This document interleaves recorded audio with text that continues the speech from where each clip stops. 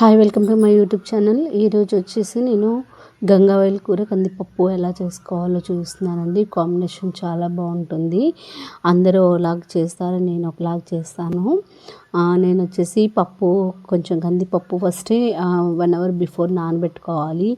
ఎందుకంటే చాలామందికి gastric problem ఉంటుంది కాబట్టి ఆ గ్యాస్ రాకుండా ఉండాలి అని అనుకుంటే మనం బిఫోర్ దాన్ని నానబెట్టుకోవాలి. హాఫ్ అన్ అవర్ అన్నా, అట్లీస్ట్ హాఫ్ అన్ అవర్ అన్నా నానబెట్టుకోవాలి.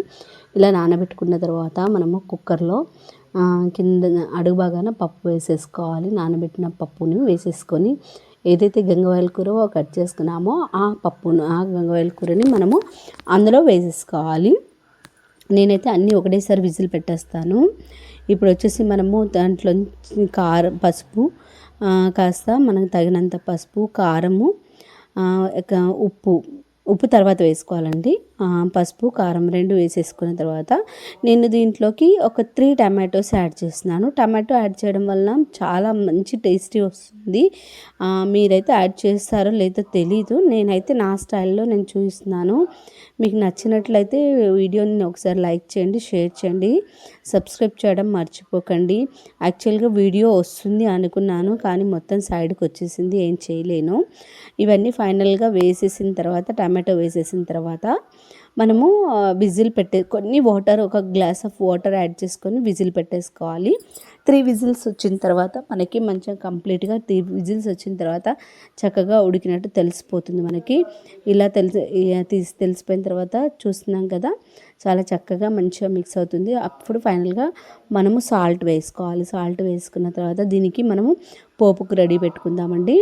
ఇప్పుడు వచ్చేసి మనము పోపు కోసం అని చెప్పేసి నేను ఆయిల్ తీసుకున్నాను. 3 టేబుల్ స్పూన్ ఆయిల్ తీసుకొని ఆవాలు, జీలకర్ర 2 యాడ్ చేసుకున్నాను.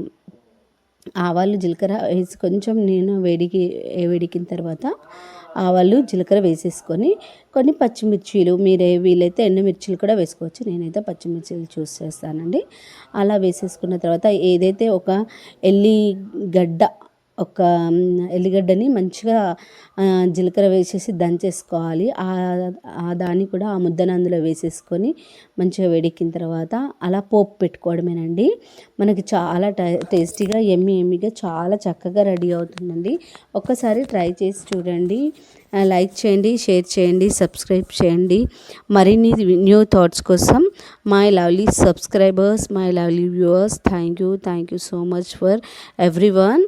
Thank you for watch until end. Please, thank you so much. Thank you, my lovely subscribers. Thank you.